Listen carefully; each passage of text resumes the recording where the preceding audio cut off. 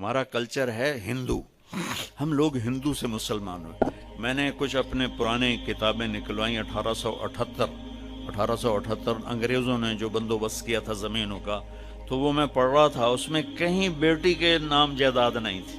ساری بیٹوں کا نام شفٹ ہو رہی تھی، ساری بیٹوں کا نام شفٹ ہو رہی تھی، چونکہ ادھر مثلا اس پیپر ہمارے خاندان آ رہا ہے، اس پیپر پہ ہندوؤں کا آ رہا ہے، تو دونوں طرف میں نے دیکھا بیٹیوں کے نام کچھ بھی نہیں تھا، ساری زمین یہ فلاں کی، اس سے آگے فلاں کے بیٹے کو منتقل ہو گئی، وہ دیکھو کوئی دھیاں تو ہون گیاں، بیٹیوں کے نام کچھ نہیں ہے۔ تو اپنی بہنوں کو جب میرے نبی نے فرمایا جس کو اللہ نے 2 بہنیں دیں یا 2 بیٹیاں دیں، اس نے ان کا حق ادا کیا اور ان کو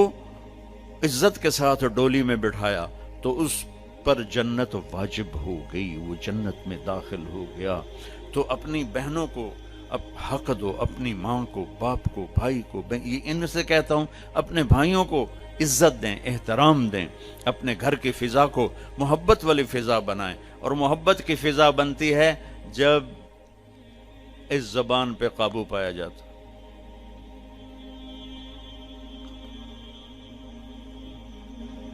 ہماری ایک دھوبن تھی ماسی شریفہ، مر گئی 1980 میں، 1985 میں۔ وہ آئی میری بہن کے پاس کہ بی بی میری نوواں بڑیاں لڑدیاں، ماشاءاللہ خود شیرنی آئی، لڑدی آپ آئی، تو میریاں نوواں میرے نال بڑا لڑدیاں، میں نے کوئی تویز دے ساریاں میریاں نوکر بن جاویں، میرے اگو کس کرنا نہیں۔ تو میری بہن نے ایسے ایک الٹے سیدھے بنا کے نا نقش رول کر کے اس کو دیا کہ ماسی شریفہ اے تویز ہے، جداں تیری لڑائی ہون لگنا اے تعویذ تو دن دیٹھ دب کے تے بہ جاونا، چک مار کے بانا، تعویذ ڈھڑ نہیں دیونا، جو رہ گیا تیری خیر نہیں۔ اب اس نے کیا اس کا منہ بند کیا۔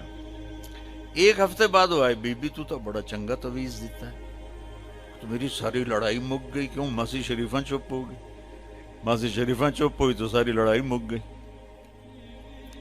3 بچیوں سے کہتا ہوں یہ تعویذ مجھ سے لے لو، ہمارا سسرال بہت ظالم ہے، میں دکھ سے کہہ رہا ہوں،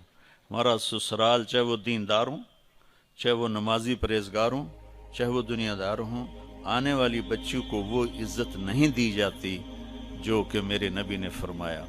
میرے نبی نے فرمایا میرے مدینے کے صحابہ بڑے اچھے لوگ ہیں، جب کسی کی بیٹی کو بیاہ کے لاتے ہیں تو اس بچی کو یہ احساس ہی نہیں ہونے دیتے کہ ماں باپ کے گھر میں ہے یا سسرال کے گھر میں۔ اور ادھر وہ ساس سسر کی ایسی چلتی ہے جنگ، اور وہ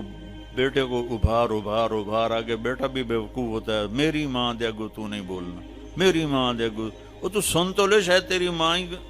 کو ڈھیر کھپ کھلار رہے ہوں۔ ہاں تیری بیوی غلط کرے تو بیوی کو سمجھا، تیری ماں غلط کرے تو ماں کو سمجھا۔ اللہ کے واسطے بچو، میں آپ کو گھر کی زندگی سمجھا رہا ہوں، یہ کوئی خطیب نہیں بتاتا ہے، میں آپ کو گھر کی زندگی، ان سب کی شادیاں ہونے والی ہیں، آپ سب کی۔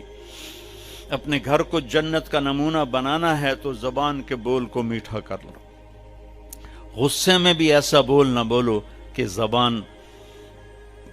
سے نکلا ہوا بول اگلے کو چھلنی کر کے رکھ دے اور اگلے کو